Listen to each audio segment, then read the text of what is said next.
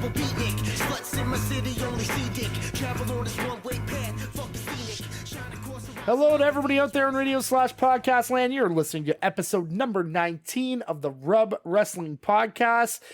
In Canada, when you're 19 years old, you're actually allowed to drink. You can go clubbing. You can do whatever you want out now. You're an adult. And that's the way we feel for this adult podcast. We're no longer teenagers. Well, we're kind of in our last year. But next episode, when we record next week, we'll be full-blown 20-year-old adults because we'll be on episode number 20. Let's be frank. You know, when we started this off, we would have been happy doing a couple episodes. Well, now we're at 20 episodes. This is a big milestone for us, or, well, when we do it next week. But anyways, we'll get to that soon. We'll talk a little bit more about the future in a second. But with that, you can find us anywhere you can get a podcast, guys. You know, you can hit us up on Spotify. You can hit us up on Apple, Google. You can hit us up on YouTube. Anywhere that you can find a podcast, come get us. Follow, subscribe, come like us because we bring it to you hard. Other than that, if you have questions for us, you want to talk some rumors or anything that you want to bring up on the pod, we do have an email for the pod. It's the rubwrestling@outlook.com. Hit us up there and send us your comments, questions, or stuff you like to do because we all like to hear feedback and that's what it's all about, right?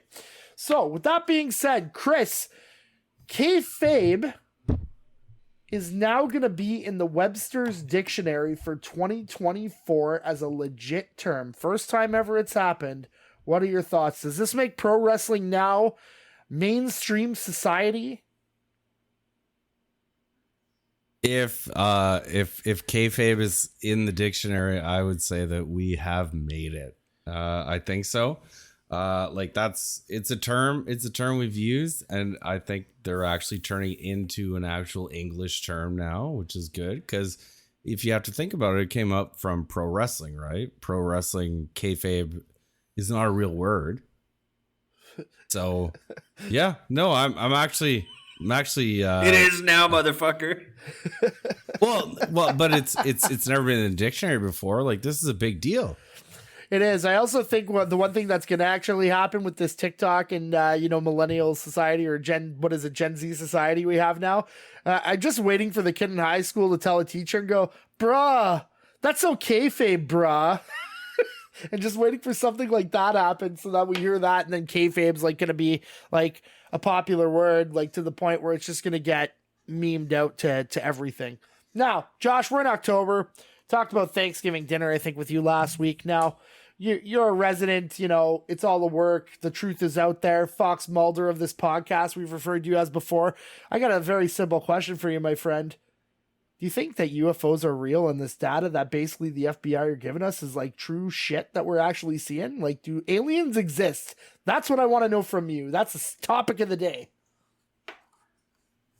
Oh, I don't think those are UFOs. I was watching. I mean, I think they're unidentified flying, whatever it is, the UAPs, whatever UAVs. They're probably just some stupid anomaly. Aliens may exist, but we haven't found them yet. Did you see what Ring said? Ring has like $1 million bounty to anybody who catches an alien on a Ring camera. Wow. Oh. That's crazy. Yeah, that was, I think, a comment by Neil deGrasse Tyson was saying he said that, like, with all the technology that we have, with all of the recording that we have constantly, and then for the video footage for them to have on a Navy fleet that is like, so tiny and black, it's just like, it could be something, but it's not an alien, that's for sure.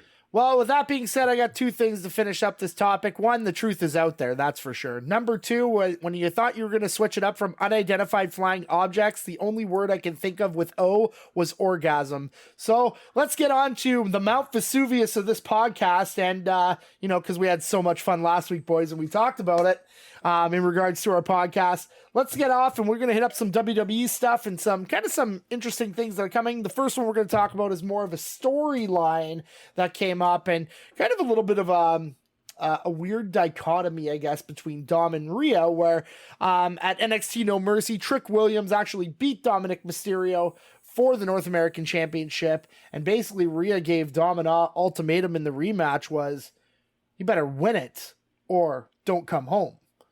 So Dom took it pretty seriously, and with multiple interference again, Dom ended up reclaiming the North American NXT title and can go home to mommy. So good for Dom. Now, my big question is Dom is obviously getting a lot of heat. We've said that on the past on a lot of episodes.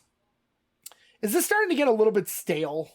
Does he have to move and figure something out, or maybe get an actual title on Raw or SmackDown to be a little more credible? Because his in-ring work is getting better. I like the fact that they brought him back to NXT to kind of work with some other talents, some more, I don't want to call them enhancement talents, but talents that are probably on the same level that he is. Where do you really see him going, let's say, Chris, in the next 5 years? Is it right to the top? Or is it going to be, kind of still in that mid-card, that upper mid-card range? It's hard to say because I know we've been so big on Dom. I think he's probably got about as far as he's gonna get. I think a lot of the noise that he gets now is piped in. So like he was a huge heel. Yeah, he is getting better in the ring. I think both Josh and I have agreed to that, where like we've kind of come around on him a little bit. We thought he got better. I do think this is kind of I think this is as high as he goes. He's not gonna do what Ray did. Definitely not. I don't know. I think if you ask me, like my honest opinion, I think in 5 years he'll be out of the company. Yeah, it's, you know what, and that's what some other people have said before when I've asked them this question in regards to it. Now, my thoughts is that one of the things that I've actually really enjoyed with Dom, and Josh, we've talked about it before, was mostly his physicality and his physique that he has. He's a little bit taller than Ray. He doesn't have that muscular build that the WWE wants. And actually, for one of our other WWE topics, we're going to talk about physicality and builds, and somebody that doesn't really meet the standards that are usually set for a world heavyweight champion that the WWE is looking for, or a universal champion. But Dom's storytelling has gotten so much better with the Judgment Day.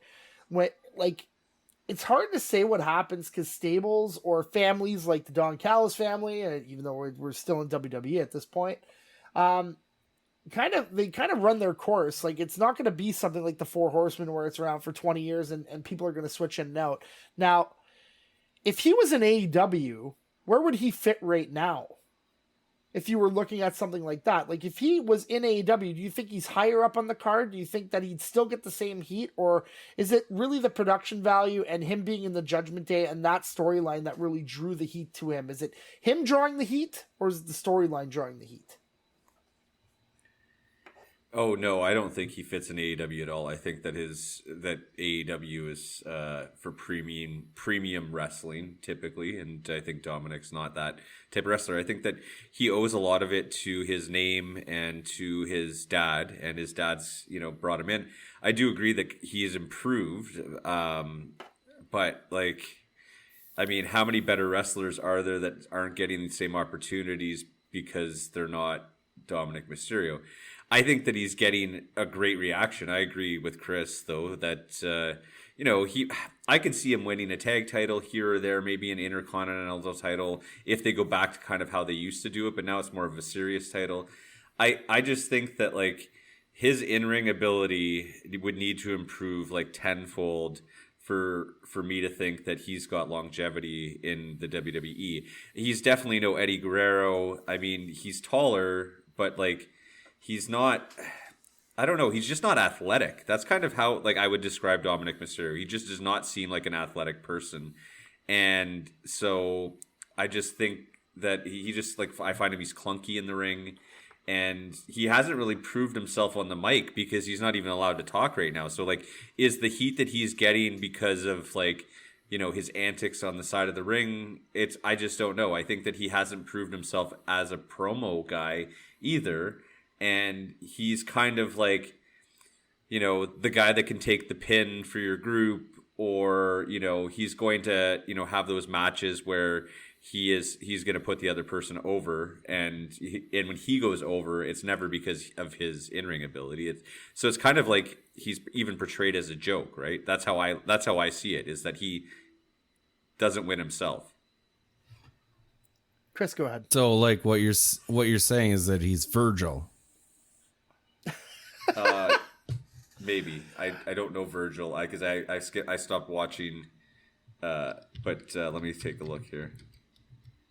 these $1 million man's what is it? Yeah, let's let Josh. Oh yeah, let's I just see. let's Okay, let Josh. no, look I it know up. exactly. I know exactly what you're talking about. Okay, yeah, yeah. Well, Okay. kind of kills my next question because one of the things I was actually thinking of is that, you know what, when you look at a lot of people that started the company and you look at somebody like John Cena or, you know, The Rock or some of these people that ended up being WWE champions, they were basically written off as well. And I think right now, the one thing that Dom's doing as a youngster, it doesn't mean like, it's like kind of like whenever you play any of the NHL or sports video games, there's always that column when you're building a player that's always about potential, right? And so those were guys that also had very high potential, fell down, and then kind of worked their way back up to what it was. And it's kind of like somebody like Austin Theory now, but Dom is drawing. And I think that's the thing that's really crazy to me is that you're looking at this whole scenario and he's drawing. And it's like, so if he's drawing now, you obviously have to have a storyline. And obviously we can't predict what's going to happen 5 years from now. But at the same point, like, I would assume that he would still be there in some capacity. Like, I don't think he's going to fall off the map. Maybe he could in 5 years. I'm not saying that it couldn't happen, but I'm saying, like, he's still going to be there in the next year to 2 years. And you know, and even if he doesn't wrestle, he probably would keep on wrestling, like, I would assume. Even if he was out of WWE, where do you think he would go? If he doesn't go to AEW, do you think he goes to Mexico and learns different trades? Like, a lot of people are starting to do that, right? And really kind of forging their trades in other places to be better. Chris, what do you think that, like, at the end of this, like, even if you want to talk the storyline or what we just talked about, what is going to be the payoff for Dom to really be successful? I think what you're saying is kind of bang on. I think he goes to Mexico. Like, that's just where I see it going. I don't see in 5 years that Dom's going to be like, we know that Judgment Day is not going to last forever, right? Like, the original leader is in AEW right now. So, I don't know. It just, I think with like, it's been proven that a lot of the heat's pumped in.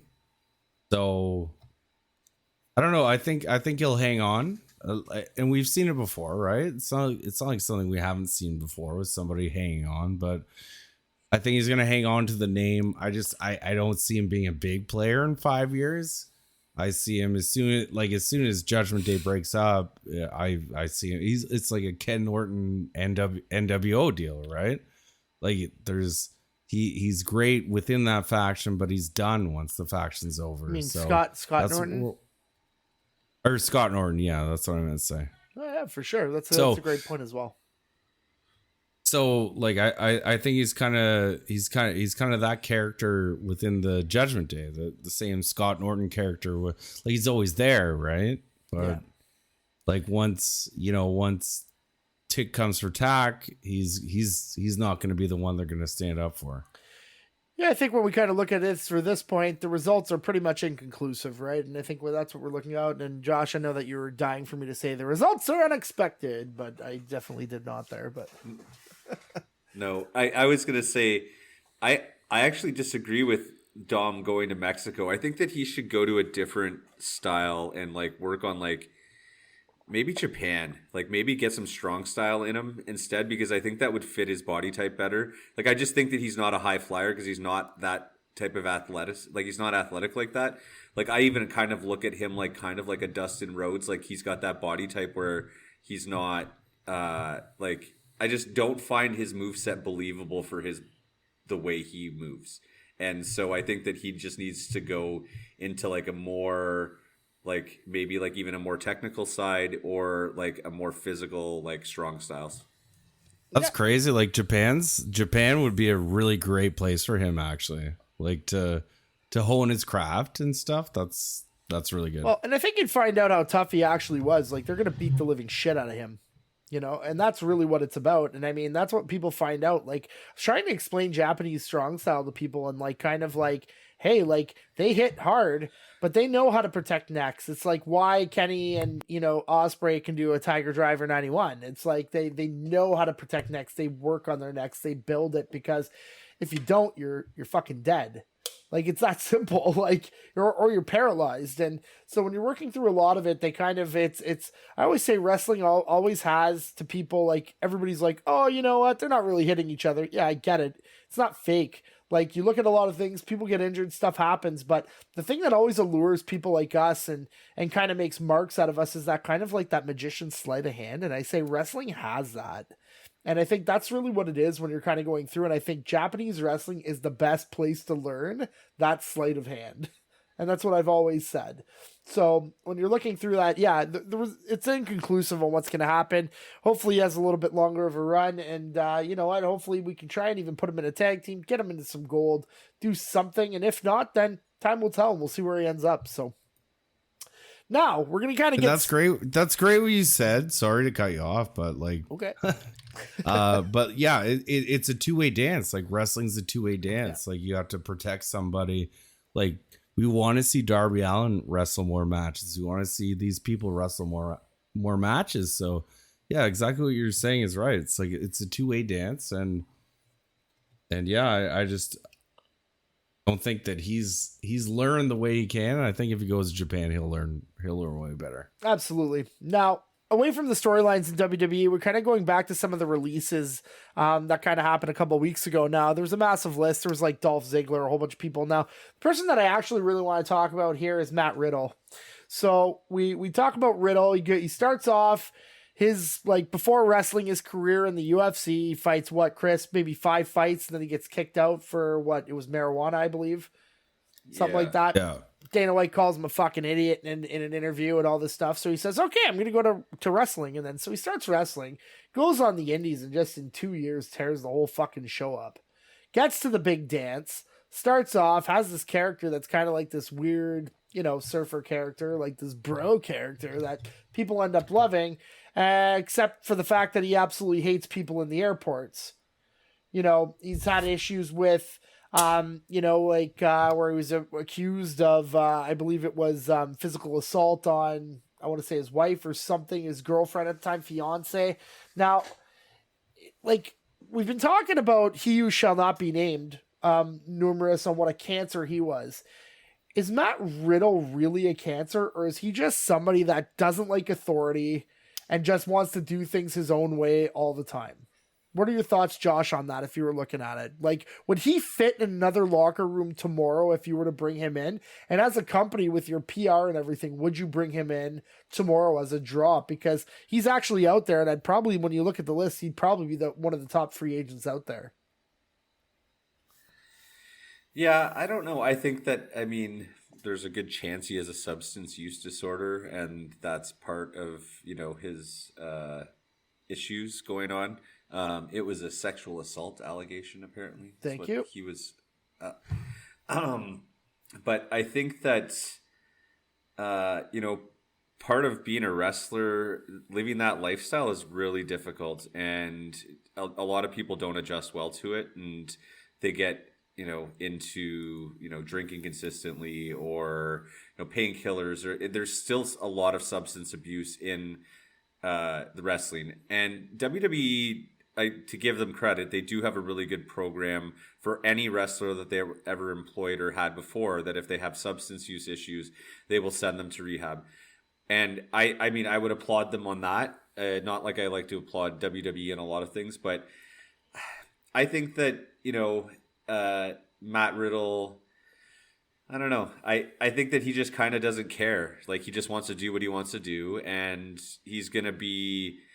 If you bring him to the ring, he's going to be a consistent wrestler for you. But the outside of the ring, when it becomes a problem, that starts making you a liability. And you can't hide that liability anymore because there's too many cameras. There's too much media. They're too famous, right? Like, wrestlers were in a niche group for a long time, and now they're more mainstream. And because the media is out there, it's like if you're getting Logan Paul, you're gonna have way too much media attention with a guy like Riddle. He's not a big enough draw. You might put up with Roman Reigns doing something like that, but you're not gonna put up with Matt Riddle doing something like that. But I have heard that he has now released his first weed, his weed brand or something. So he's gonna, you know, go on top of that. AEW, he could go to AEW. I don't know if his characters really fits. I kind of wish he's not like so bro-y. Yeah, you know what? It's a hard thing, Chris. You know what? You kind of look at these long-term veterans that are in wrestling, and we talked about how jazzed we were about Adam Copeland signing with AEW, and I don't want to continue the crosstalk, but the only reason I bring that up is because Adam Copeland as Edge was a WWE guy.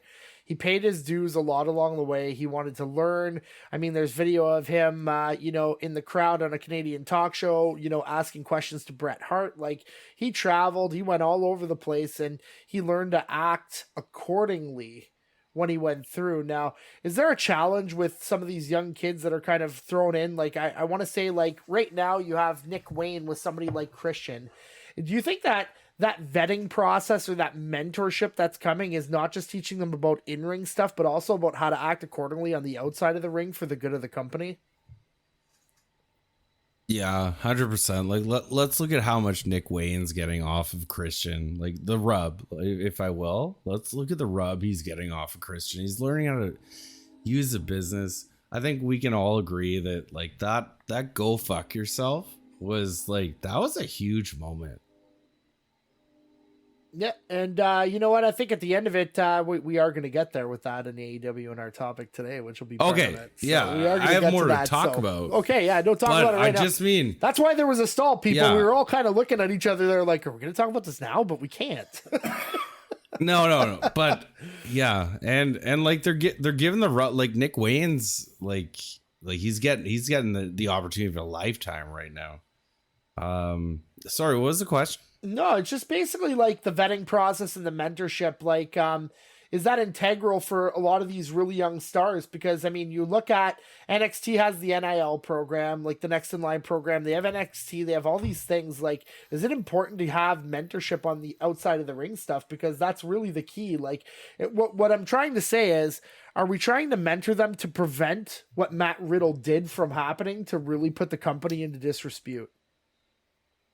Well, like if we look at Matt Riddle, like his story is not too bad compared to a lot of the stuff we've seen in the past, right? Like they're trying their best, and I agree with Josh. Like the WWE is really good with giving anybody rehab who's ever worked for the company. They'll always give them rehab.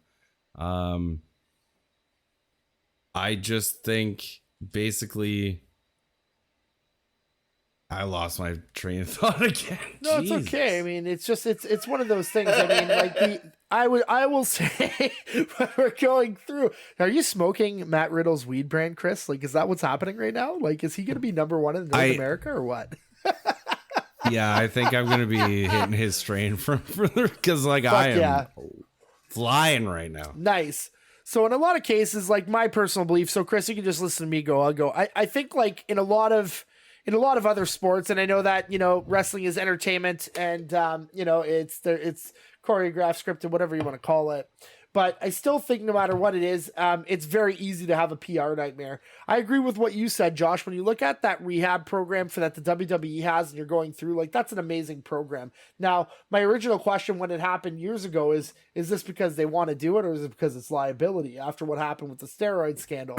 I think from... when I'm thinking about it, honestly, like who wouldn't want their people that have worked for a company or who are alumni or anything have a scenario where they couldn't get the help they needed. And I think that's really, really important to look. But when you kind of talk about Nick Wayne, I think, yeah, Chris, you're right. Like he's getting the rub from Christian, but he's not just teaching them like how to do a proper armbar. He's not teaching them how to, ring psychology. It's also about like, okay, this is how you travel. This is what you're going to do, like, when we get on the plane. This is what happens when you have to sign autographs when you get off the plane. Like, you got to smile and you got to do this shit. Like, it's part of pushing the brand and pushing your brand forward. And, because if you look at somebody like Edge and Christian, like, name an incident that they had over their 25-year careers. I don't even think you can name one. Other than Edge and, like, Matt Hardy, like... But whatever, like that ended up being a storyline and it really wasn't the end of the world. Like I don't think any of them were ever going to be fired for sleeping with somebody else's girlfriend, but Christian's never had an issue. Like, am I wrong? Like, I don't think he's ever had one. So no, I don't think he's ever been accused of anything. I don't think like Christian's such a professional. Yeah. And I think that's what it is. Like right now we're trying to teach these young kids to be professionals. And I think that's really the road that I was trying to get to with that question is like, are we teaching them to not just, be a great performer in the ring? Are we also teaching them how to be great human beings outside the ring? Because it literally takes one person to really bring the company down for something, and then it's all in the news. And like you guys said, social media, everything that we have, they're famous and they're going to get sought out, and they're probably in this day and age potentially going to get canceled. So good luck. We hope Matt Riddle, makes a comeback at some point and, doesn't have any more altercations at the airport, because that was a shitty video to watch. But next, our final topic that we have for WWE, I want to talk about kind of like the land of misfit toys a little bit. And I want to talk about like people that we can potentially see coming up. And I want to throw out one name out there, which is Bronson Reed. So we talked about at the beginning of of the show that we're talking about people that don't necessarily have the physical builds that we normally see from a WWE champion.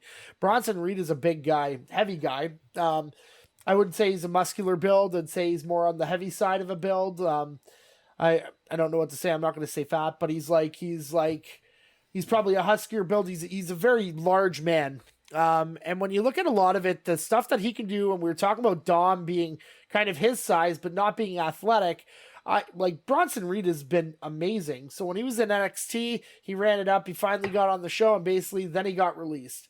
Then he goes out, changes his name to his real name, Jonah, goes to Japan, makes a name over there, and then he gets hired back when Triple H got hired back. Now, so when you look at a guy like Bronson Reed, and what I want you guys to do is think of yourself as the booker here. Josh, if you had to book Bronson Reed all the way to the top, what would you do to make it happen?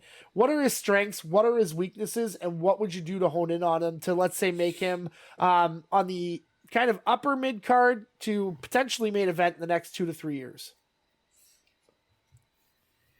Well, I think you just need to do a slow build with him. I think, maybe he's the one that takes the Intercontinental title off of Gunther. I would believe a man like that beating Gunther. I think that he's got one of the types of looks that WWE looks out for. They do love a big man. He could be a monster. I think it's typically you see guys like this where they do a lot of squash matches and then they'll win over, a formidable person. I think he's been having good matches. I'm just not sure if I think the problem is that the WWE's got their guys right now that they just want to push. And because they've given, 2 or 3 of their titles such a prolonged duration that you really are not giving an opportunity to these other wrestlers to move up, because it's like, what are they competing for? They can't compete for the Intercontinental title because they have to lose, because you want to keep Gunther as the champion. So you put them in a tag title, but now you've combined the tag titles, so they're going to get less opportunities to win a tag title and be more in a prominent story. And I kind of think he's maybe a year away from winning a Intercontinental title, and maybe that's his push. His mic work, I'm not really certain. I haven't seen him on the mic enough, but I really like his in-ring work. His stamina doesn't seem to be too much of a problem, but I haven't seen him work an hour-long match yet. Yeah, and you know what? I don't think he's ever going to do an hour-long Broadway. Chris, one of the things I watched today, which was kind of funny, and I never sent it to you, and I probably should have, was I actually watched John Tenta, the person who played Earthquake back in the day. John Tenta was in Japan and did a run, and basically, I can't even remember what happened. I think it was Ultimo Dragon got sent to the outside, and basically John Tenta at 400 pounds basically teased that he was going to do either a tope suicida or he was going to do something over, and then just kind of backed off, and the crowd just fucking laughed their ass off.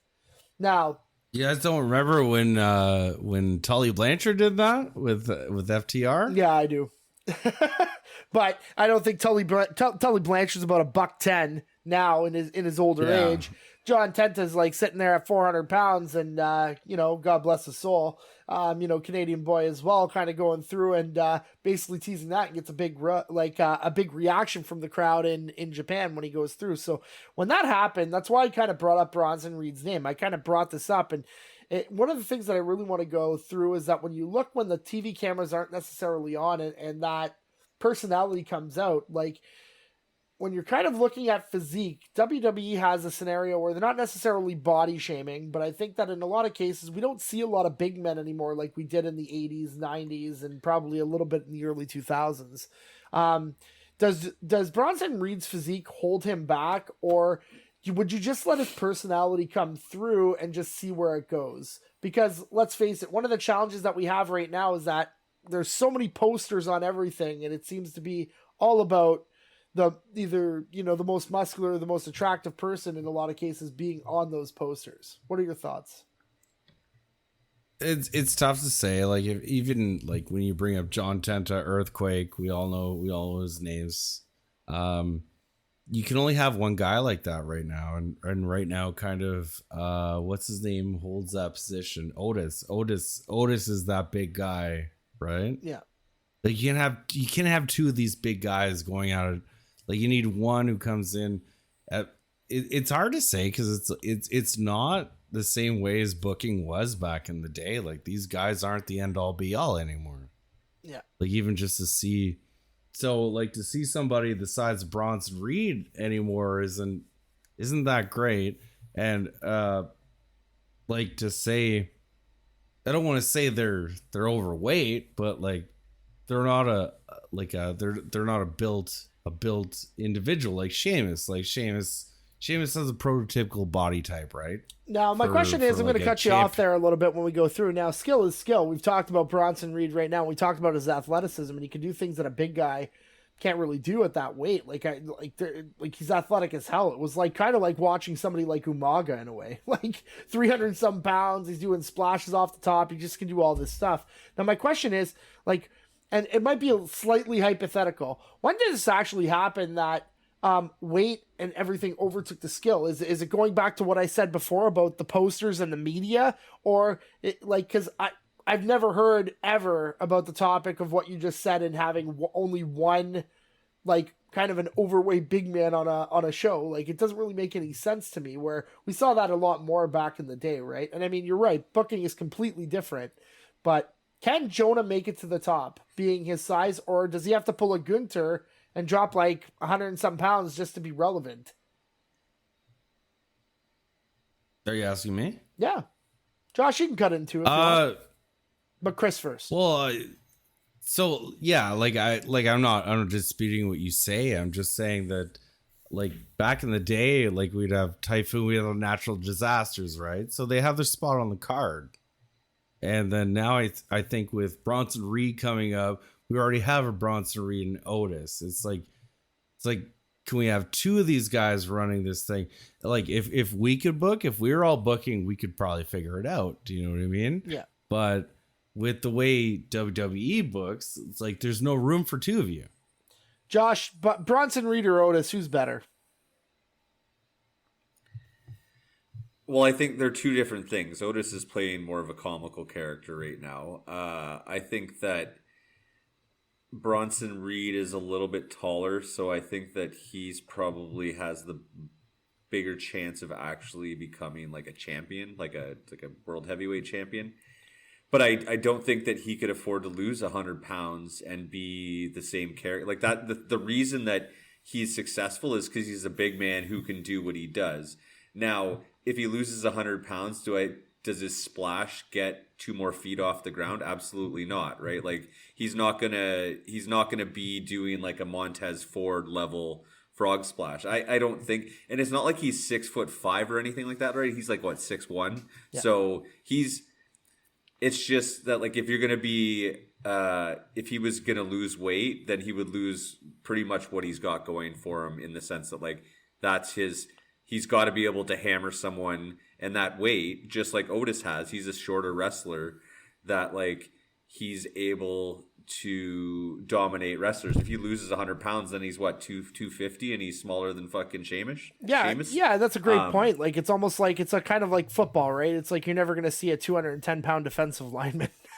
Like, it's never going to happen. And nowadays what we're seeing is we're starting to see people getting into like 340, 350, where 10 years ago they're like, people are like, that guy's 290. And now we're seeing like 330, 340, 350. And we're like, what the fuck? Like, so. Yeah. Well, you look at like Yokozuna, right? Like, he was he was booked really well. I think that they haven't had a big like a big As a man. Japanese wrestler. Yeah, I mean, at least I don't want to comment to that, but yeah, I think that they could do it again. It's the WWE's booking has been one guy for 3 years, right? Like, there's not going to be guys who move up and who make advancements. So, they might just be falling by the wayside, and you hope that they catch something organically like LA Knight. But if they don't, then, they're not going to get there.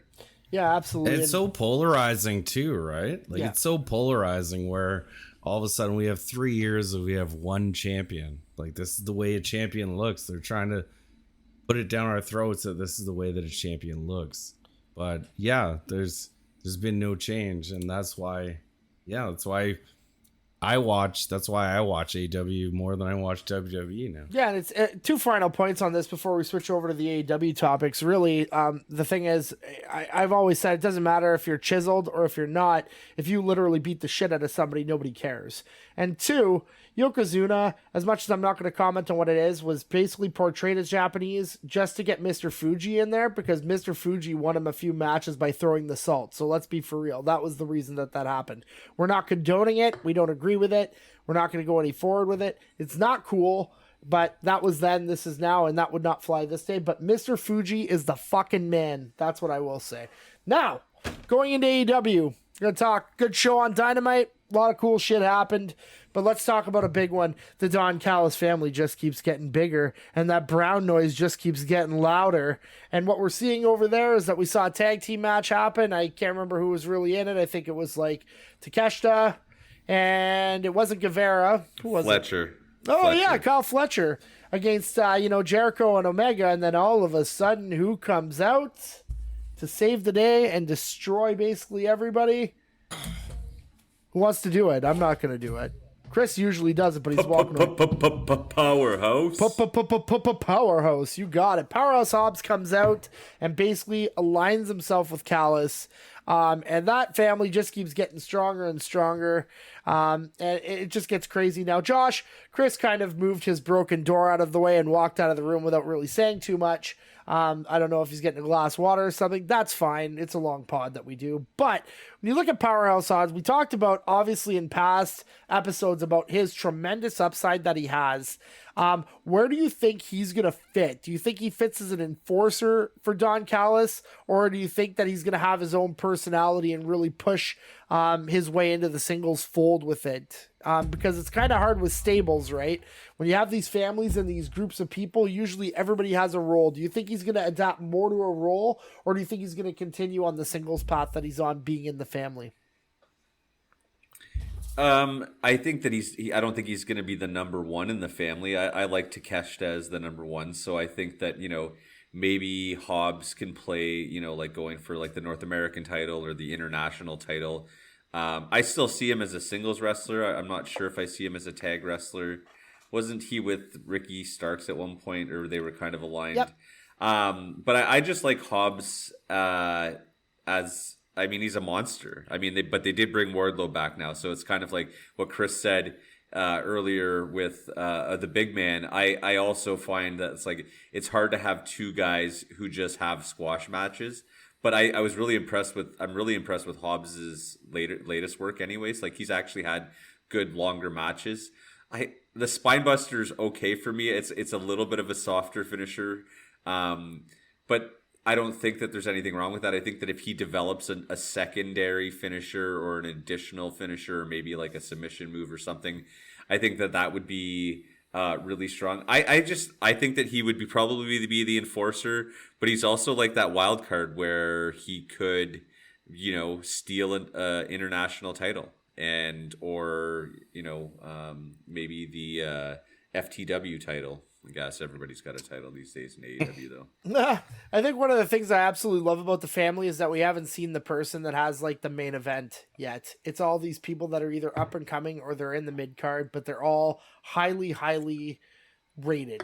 And I think that's what it is. And I like the fact that Don Callis has basically created this scenario. I mean, other than like, because I mean, Ospreay is basically, we don't know if he's in the family or not. Like he's sided with them, but we don't know. He's not official, right? So the question is, like, you got Guevara, you got Takeshita. Like I said, Josh, I agree that that's the number one.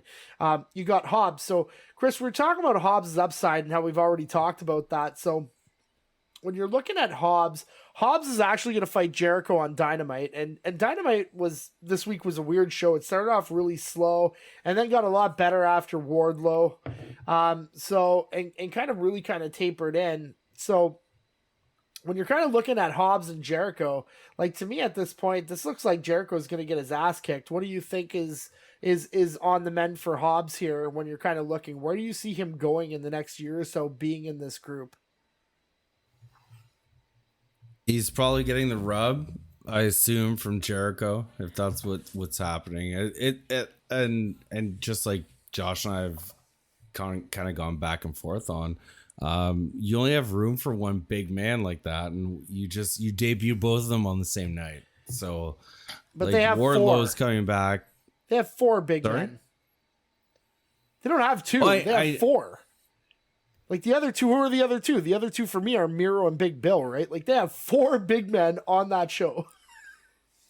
They do. So that's what I'm saying. Like, it's hard to market like you're trying to market each one as the big man who just dominates the match, right? Like, you can't have four guys. Like, they're eventually going to have to run into each other. Mm-hmm. So why don't you put them together? Like, it's a hard roster build when you think about it. Like, if you have like guys that big on, like, you have four guys who are the same size. Like, you don't have work for all of them. But that Miro fucking Hobbs match was so good. Yeah. I'm not saying they're not good. I'm just saying, like, you have so much size all of a sudden on your roster and you don't know what to do with it. And that's probably like, one of the reasons why we don't see them fight every week, right? Like, you see Miro kind of coming in for these like matches. You see Hobbs is the same thing. We don't see Hobbs every week, right? And same thing. Big Bill is kind of, a little bit of an enforcer now with Ricky Starks, and I think we're seeing some of these big guys that are kind of having those scenarios that are kind of coming out. And it's like, I don't know, for me, like, it's beyond me. I think one of the mistakes that Tony has when he's looking at this booking is, why is Wardlow built as the number one big man? Like, I'm not sold on Wardlow. He's big. He can do a powerbomb symphony, but I don't really care. Like, if I wanted to watch Goldberg, I would have watched Goldberg back in the 90s and definitely not 2000s WCW, because he was even worse there. And I wouldn't watch him in the WWE, but if I wanted to watch Goldberg, I'll just go back and watch 90s WCW. I don't need to see another one.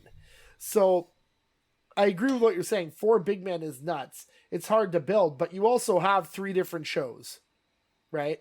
But is it also a bad thing to play it out and see who makes it out as the best one? Like what are you gonna do if you have them all under contract? You might as well use them and see who takes that opportunity the best. Well, if you've seen the AEW roster, it's a fucking clusterfuck. It's way too big. It's massive. And you look at the women's division, and we see on the reg probably about 6 or 7 women, and there's 20 women in that division, right? So it's kind of weird how they have the whole setup. And now I'm not knocking. I know we're getting a little bit off topic here on Hobbs, and that's cool. We'll kind of go this route. But I don't think there is a need to have one singular big man be like kind of the cream of the crop of the big man. Like, really, if we could see, like, we saw Miro and Hobbs. Like, I honestly think like Big Bill and Hobbs would be good. I think Miro and Big Bill would be good. I think even if you had Wardlow, like, when he gets a little bit more ring time and a couple years from now, fight Miro or somebody, will probably be all right. Will it be as good as Hobbs and Miro? No, I think those are the two big ones right now. Those are the two big draws for what we see for the big boys, right?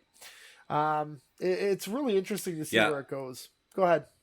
I actually think Wardlow's the worst big man I agree. that they have. I mean, I would agree with that. He gets the power bomb pop, but like, I think that the thing with Miro is that he's got a little bit more. I mean, he's got way more experience than everybody else. So, maybe Big Bill does too, but Miro he has a different style. So I find that he's not like he's more of like a he doesn't wear the singlet. He doesn't have that, like, I don't know. I just find that Miro's kind of got some more range because he's got the kicks, and he's got the good he's got the good submission finisher.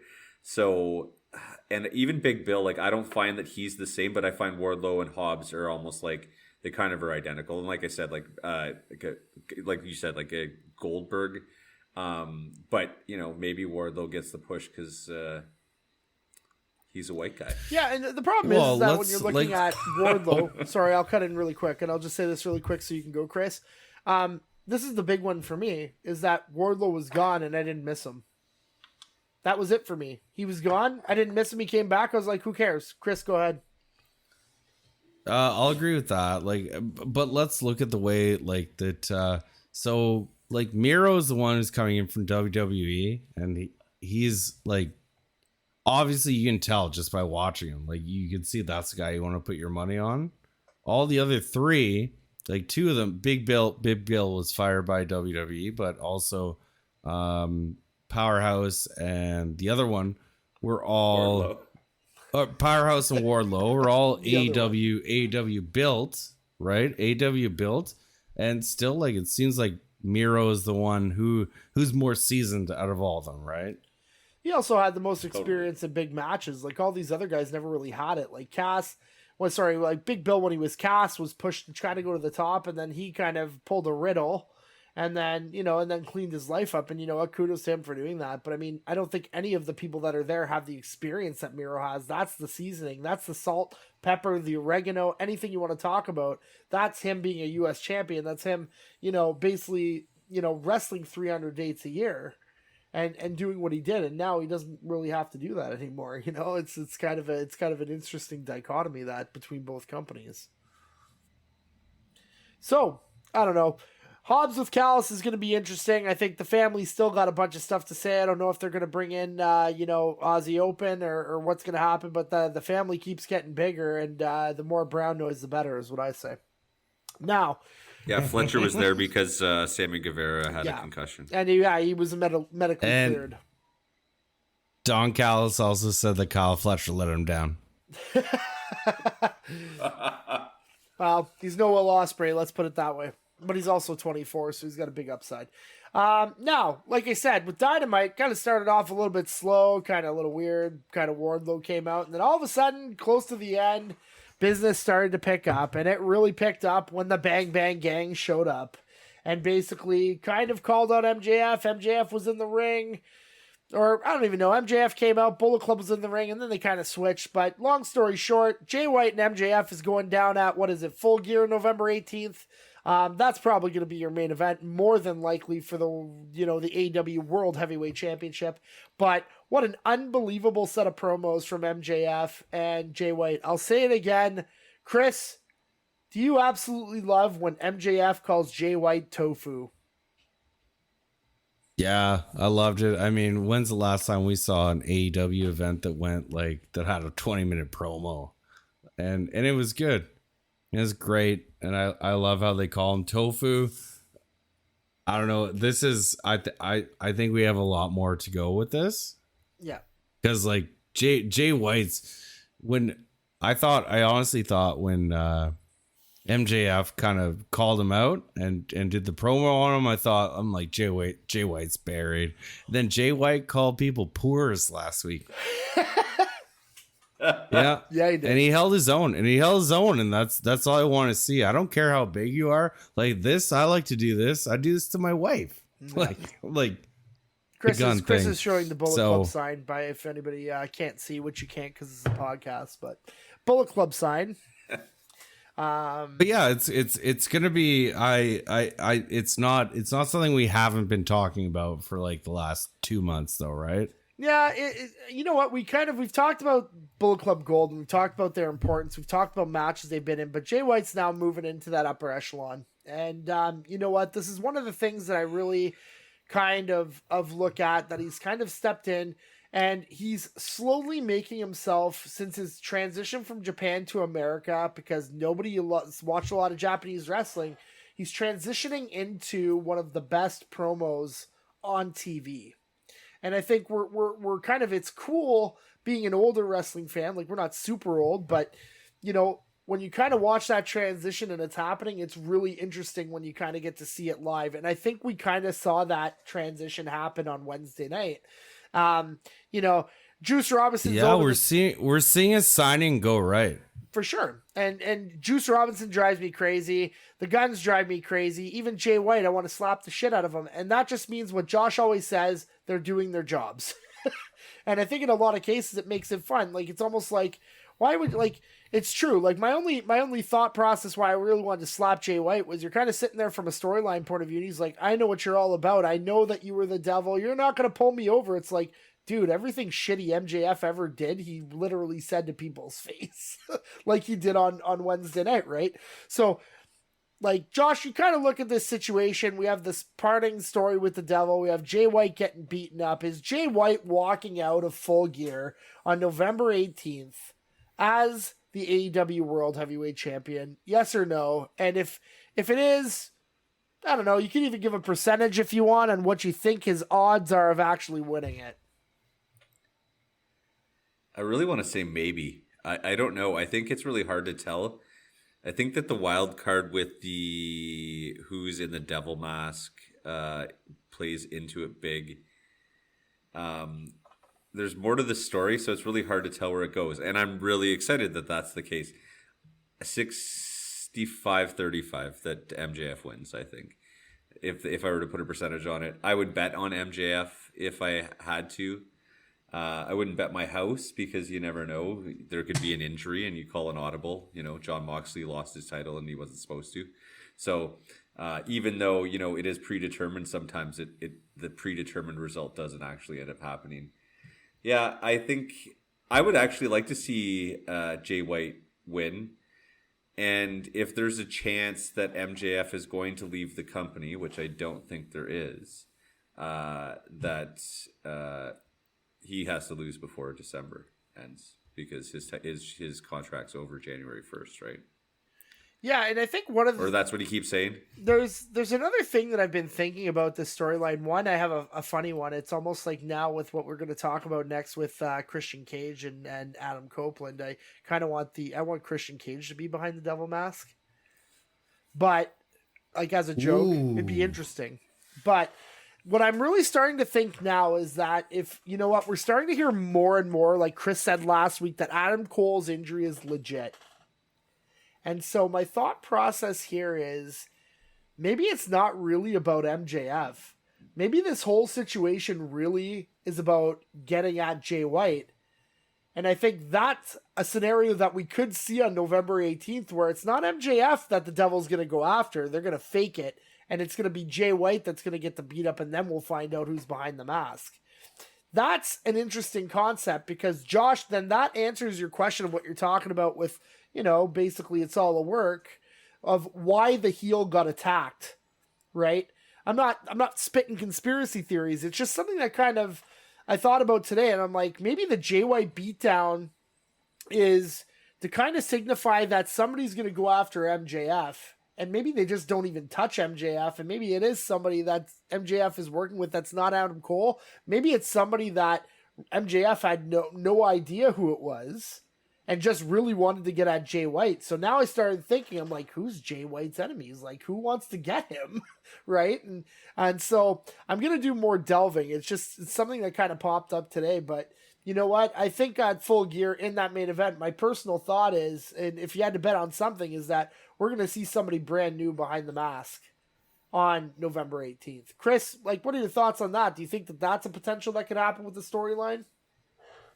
Yeah, you just opened my eyes quite a bit up to that, like what that could be, like, because we kind of have been brought out of that, and we don't, because like a whole pay-per-view happened without that happening, without us getting a payoff to that. So like, who is that? We all thought it was Edge, right? We all talked and we thought it was going to be Edge. Well, Quartermarsh and I thought it was Matt, and I thought it was going to be Edge.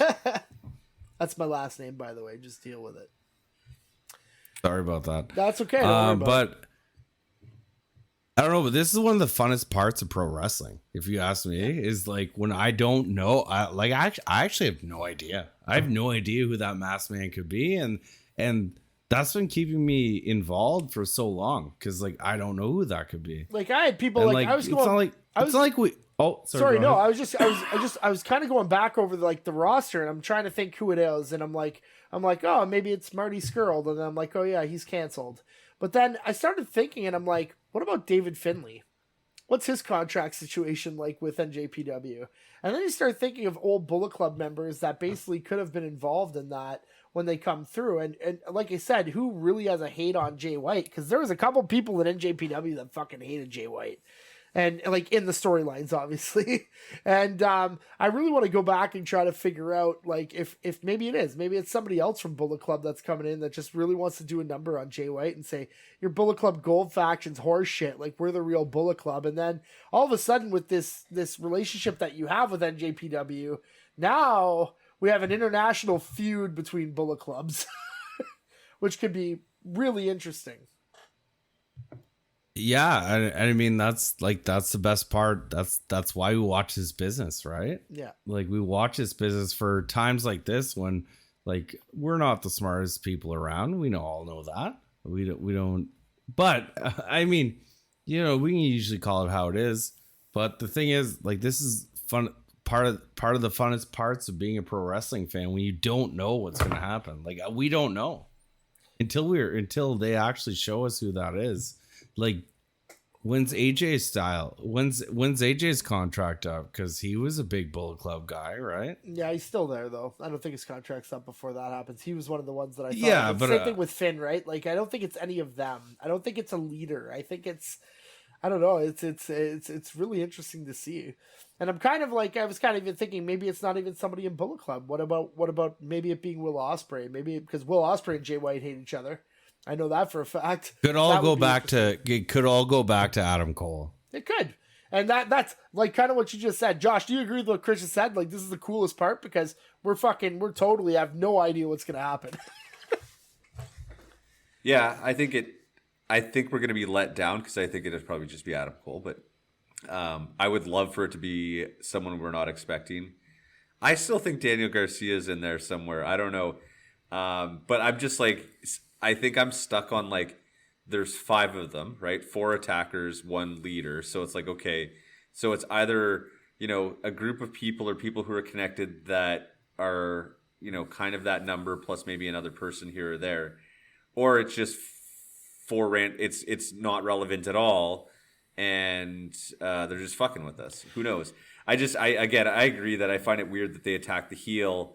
So like I kind of see like totally like it could be like maybe it's even Bullet Club and it's a coup, like they're tired of carrying around his stupid fucking his stupid stick figure, like the picture of himself, and it's Juice Robinson in the mask and the guns and maybe Daniel Garcia, or maybe Chuck Taylor finally fucking blew a gasket and he's now a heel, The Kentucky gentleman basically screwing over Jay. I'm looking at the roster right now, so it's like, oh, it's Christopher Daniels and Danhausen. He's like, oh yes, very good. The theories very we got, good, very evil. Cursed. Very good, very evil. But you're cursed. And so the funny thing is, I heard that the curse in the video game, he can actually curse you in the video game. Yeah, so the funny thing was they added that. So they added that and they had a big patch when they did that. They added Danhausen's curse in there. And the funny thing is either the curse works or it backfires against you. It can backfire on you too.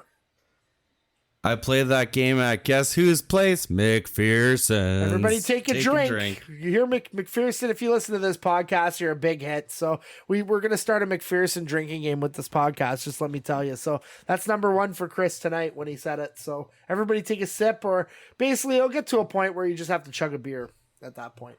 Now, guys, we're running a little bit late on time here. We're going to have a longer podcast, I think, than normal, which is always a good thing. We like talking about wrestling, but we got to talk about, so we talked about Jay White's promo. We sat there and we said, holy fuck, this promo is great. And then all of a sudden, going into the end, we get Edge going out, and then we get basically Edge spewing his guts out to Christian, saying, I came here so we could do this together. Let's be a tag team. We'll go after the tag team championships. you know, he offers a handshake and a hug, and Christian gives him a big hug, basically fakes a tear. And the three most iconic words I think you're going to hear over the last 5 years in AEW, he basically takes the mic behind Adam Copeland's shoulder and says, "Go fuck yourself." Absolutely amazing. Mind-blowing. He basically goes back down the ramp. Adam Copeland's in shock, and basically Luchasaurus and Nick Wayne show up just to kind of stand behind him, and that's the end of the show. Holy fuck. A fucking plus. That's how good it was. And when you're looking at promos, I wrote in the chat, guys, I said, it's iconic. And I don't know if anybody agreed. Nobody really commented. So either people don't agree or they're like, yeah, Matt, you're just fucking blowing out of proportion. But I am going to bring this question up, and I'm going to go to our resident skeptic. Josh, if you think of AEW moments, then there's a lot of great ones. Is this in the top 10 most iconic moments? Whether you want to put it all together with pay-per-views, but my mind says on Dynamite, is this one of the top 10 iconic moments that actually happened? Because like it felt like it got shot in the chest when he said it, and I fucking died. I laughed my ass off when he said it. I mean, I love when you ask us if it's like the top 10, like I keep track of what my favorite moments are. But I think it was one of the most iconic moments, yes, because Adam Copeland, or the Rated R Superstar, and Christian Cage, I mean, just because of their history and the fact that the Rated R Superstar has not really wrestled anywhere else, and he's, you know, had a long career, WWE, did everything in WWE, and that this moment has been culminating for a long time because Christian was not going back to WWE, and these two deserve to have this moment, whether it leads to their double retirement or, you know, like their retirement from in-ring work, or do whatever it is, or they finally tag again. I mean, when my nipples got hard when Adam said, like, we can tag again, and I was like, oh my god, like, but Christian's for sure not turning face, and Adam's not going to be a heel because he's such a face. Maybe he'll be a heel eventually, but yeah, I was excited because I was just thinking like, oh, that table, ladders, and chairs match that they had with the Hardys, and like the spear from the ladder, like just those moments that, you know, bring me back to our formative years, you know, in high school, and thinking like, wow. And so maybe, you know, that's why I'm a little bit biased with this promo, is because like I remember like in typing class where someone would stick their head in and go, "Fuck you, Gangrel," and it was like, you know, the brew was popular, and it's just like, so those moments that you grew up with, and like that's why, like, I think like, yes, for me, it's an iconic moment, and just the fact that we're witnessing something like that. Mr. Herdman hated that. Mr. Herdman, and it was like, so yeah, so, and of course, you know, Tony just loves to push the envelope. I mean, was it on Dynamite where Kenny Omega took a chair shot to the head? Like, yeah. I mean, come on. Like, I know, okay, the chair's got to be worked a little bit. Like, there's no way it's not a steel chair. I get it, but like, have they not heard of CTE? Like, is Kenny Omega gonna? I don't know. He doesn't. That's why they like Callis. Callis used the chair and not Hobbs. Now, yeah. Chris, well, either way, it's finish off. Yeah, you're right. Chris, before we finish off, I just have 3 points for Josh. Josh, you said your nipples are getting hard, so because you grow a lot of plants, we can call you Plant Daddy Magic now.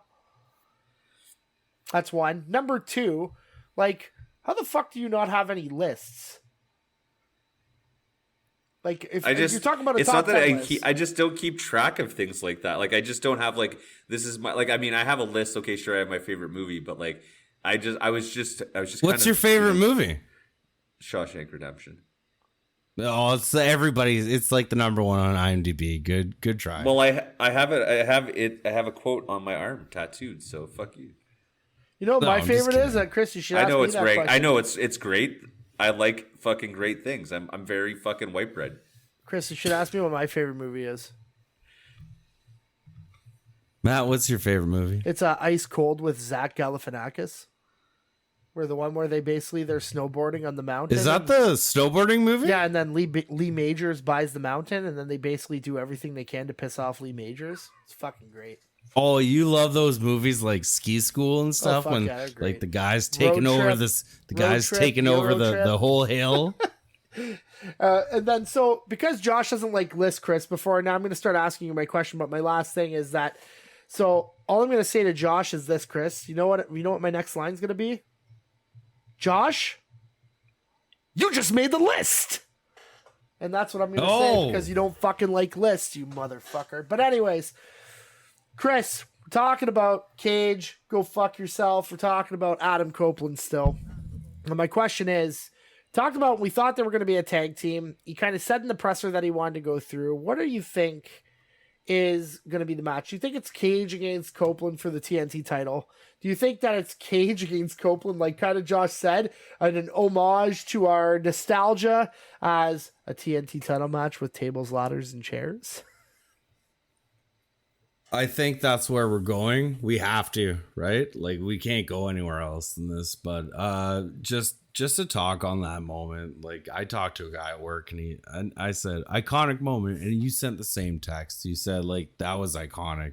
Like when he turned around, he said, "Go fuck yourself." I'm like, you just ruined my whole like childhood.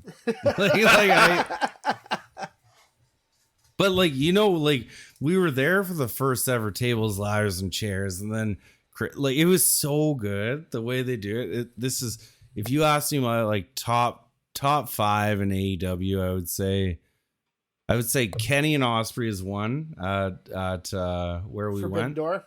and 2? then I would say this is number 2. Like this is such like Adam Copeland came up and said, "You don't disrespect Sting like this." Basically, Christian Cage stepped over Sting's broken body and said, "Go fuck yourself." And said, "Fuck Sting. Fuck Sting. Fuck that guy. Fuck Darby Allin."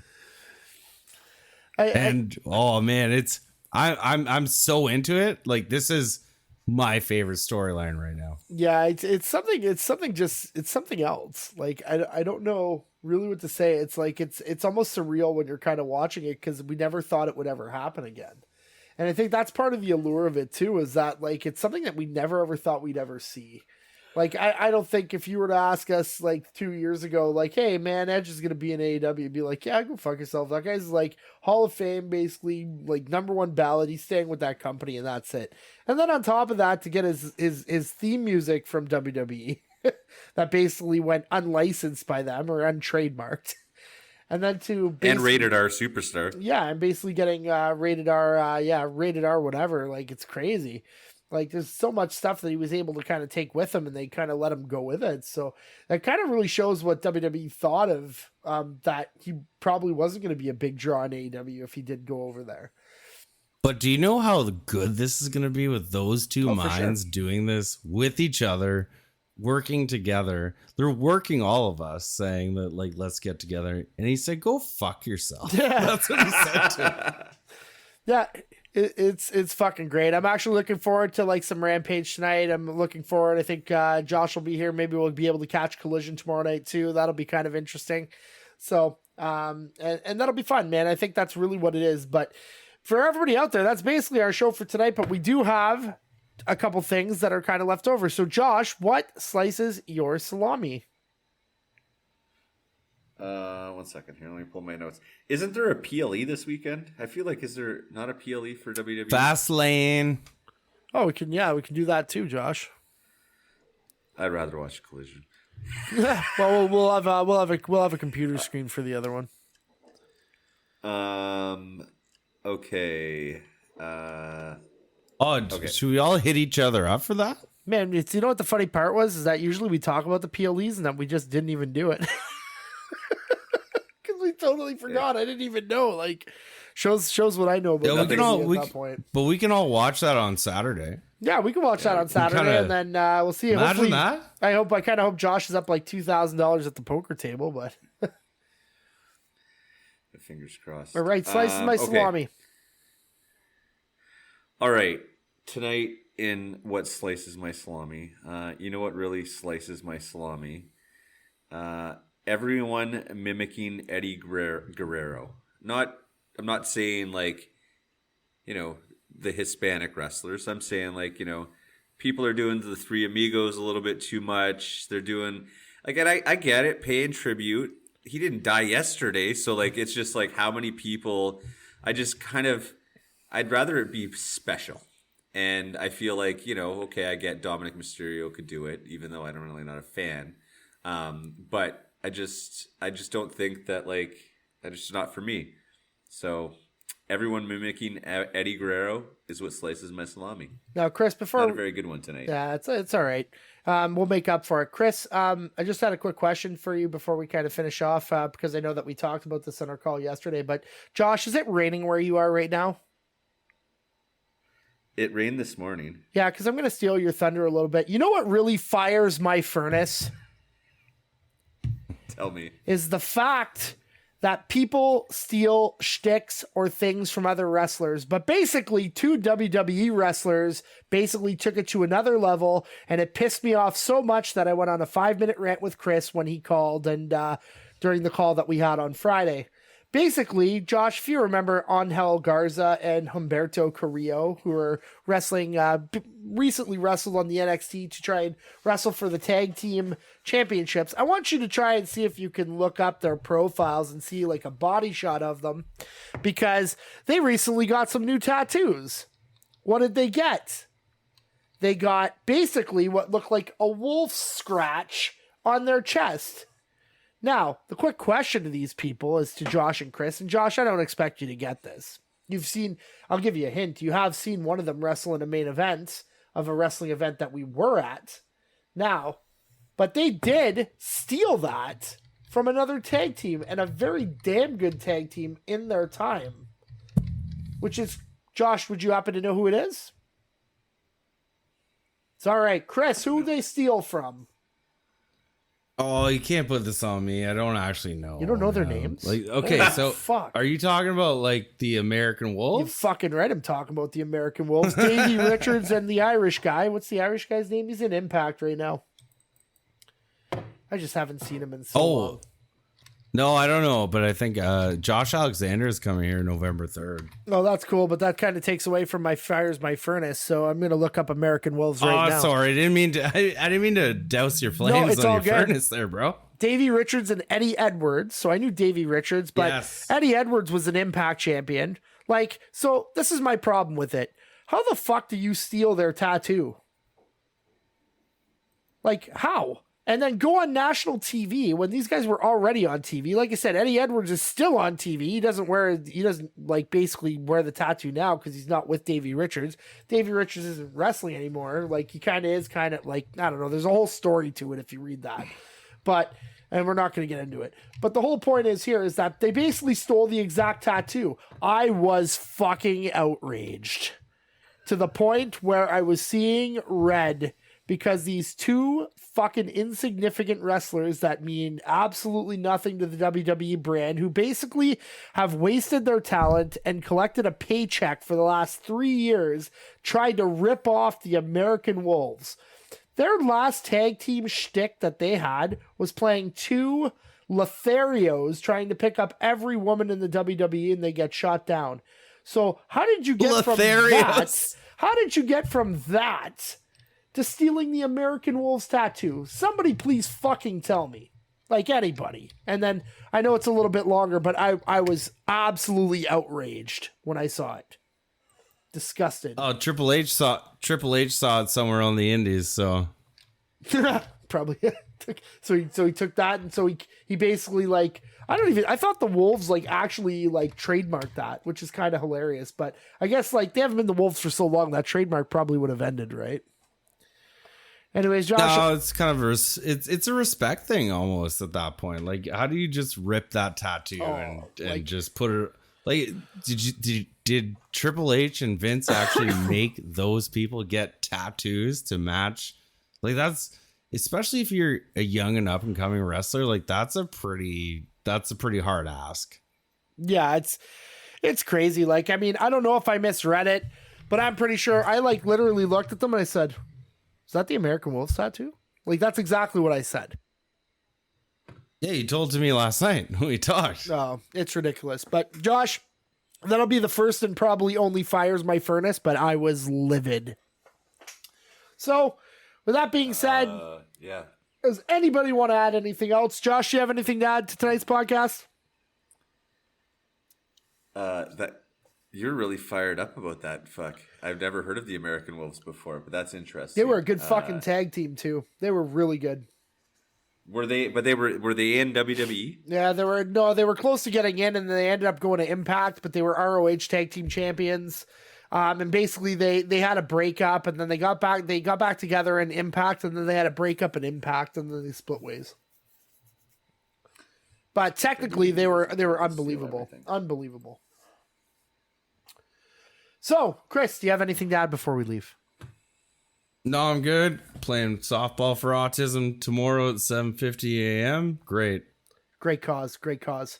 So, basically, this is the end of the podcast, guys. We're a little bit over time tonight, but we love professional wrestling, and we're going to talk with you all the way through. So, with that being said, wherever you are in the world tonight, good morning, good afternoon, good evening, and good night. We all bid you adieu. Bang! The beats running copacetic. When it all falls down, I hope you don't forget it. Negro City, son of anarchy, the hype demanded me. Mikey damage, show you amateurs the cost of vanity. So fuck humanity, floaty murder open-handedly. Most of my clique, yo, they come from broken families. The world that been open is coming to a closure. Can't find peace in a world full of soldiers. Can't stop getting older. Up north where the streets run colder.